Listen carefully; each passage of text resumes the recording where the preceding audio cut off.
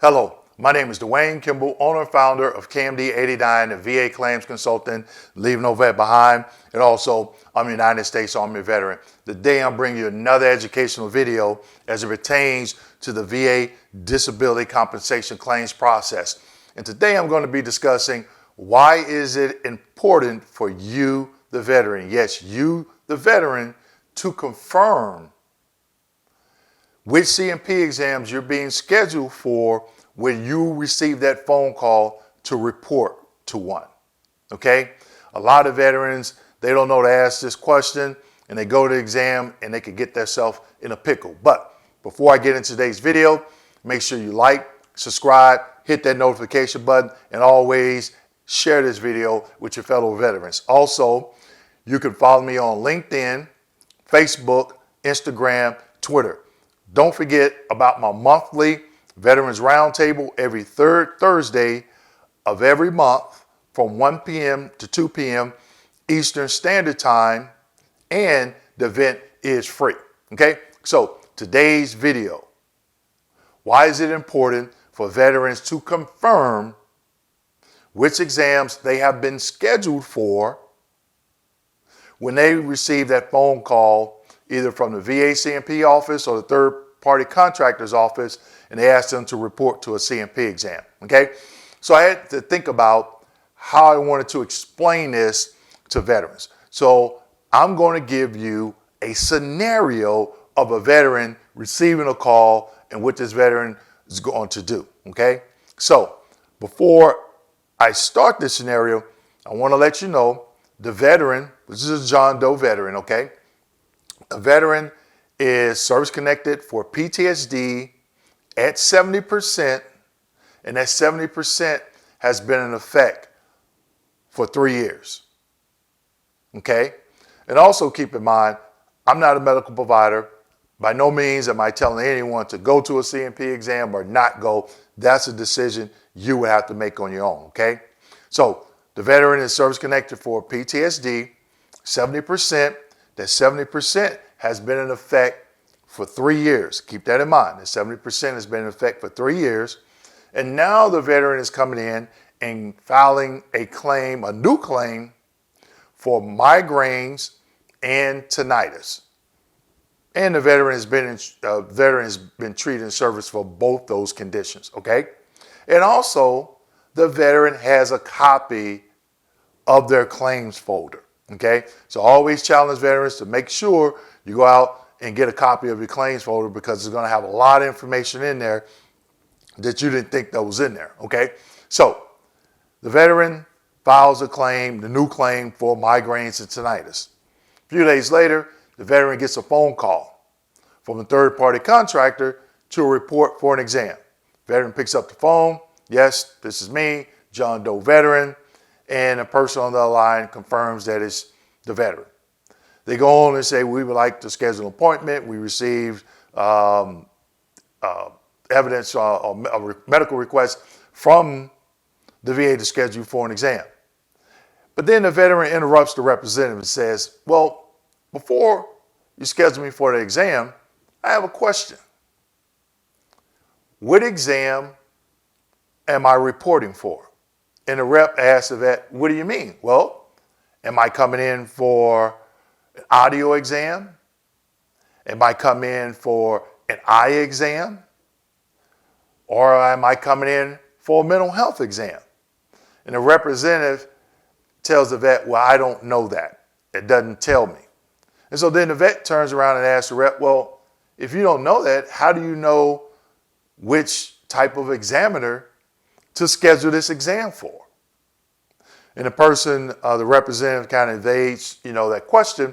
So the veteran says, you know what? Let me speak to your supervisor. They said, hold on. Supervisor gets on the phone. Supervisor says, well, we don't have that information. Well, the vet in turn says, well, I don't feel comfortable reporting for an exam that I don't know what I'm reporting for. You should have that information. So at this point in time, can you call me back? I need to do some research with the VA. Company says yes, not a problem. Veteran hangs the phone up, okay? Then in turn, the veteran calls the VA call center And we all should know that number, right? 800-827-1000. Veteran calls the call center. They confirm that it's John Doe veteran. And the veteran says, hey, I just got off the phone with a third-party contractor saying that I've been scheduled for a C&P exam, but they couldn't tell me for what. Can you look in my VA claims folder, electronic claims folder, and tell me on the medical request, can you look at the medical request that was forwarded to or submitted, what exams do I have? Okay?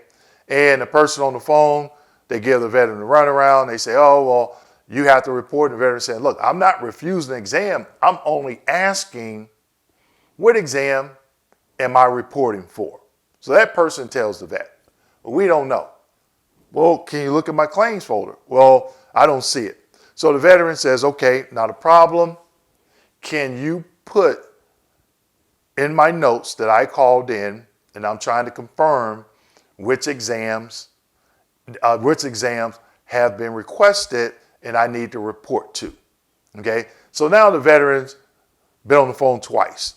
No feedback on what exam but the veteran needs to report to.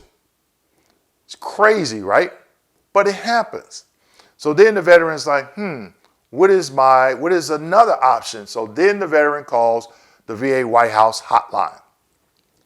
Tells that representative what transpired on the first phone call with the contracting agency, what transpired on the phone call with the VA call center, and now the veteran is asking to speak to a supervisor at the regional office that has jurisdiction over that claim or the regional office that submitted that medical request to that third-party contractor, okay?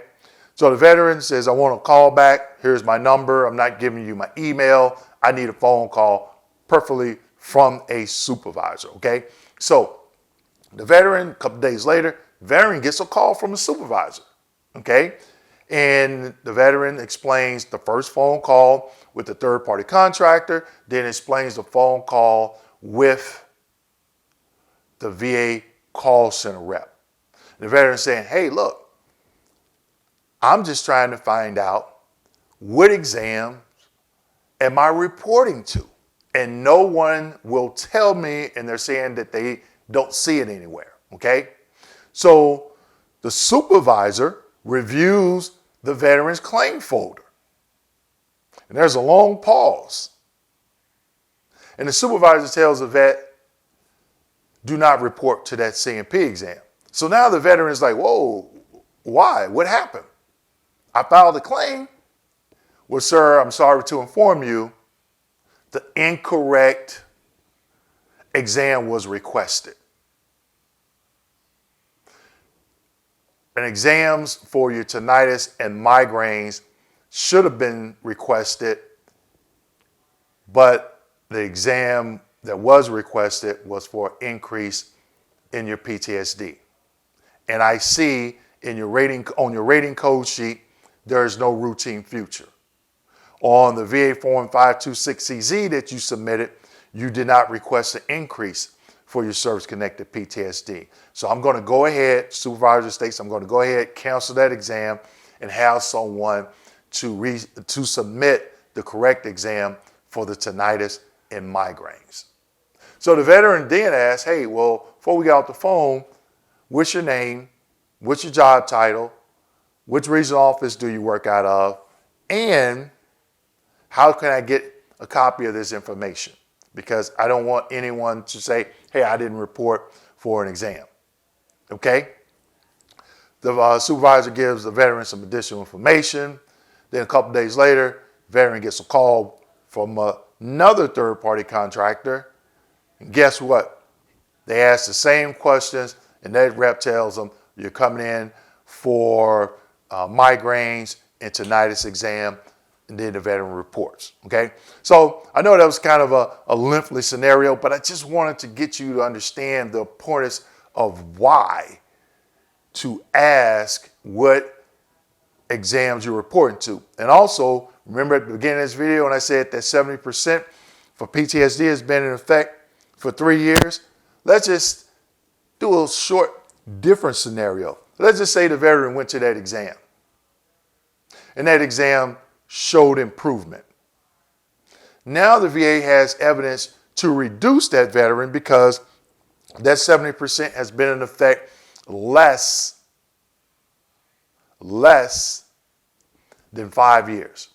If it had been in effect more than 5 years, then the VA needs 2 exams to propose to reduce the veteran, okay?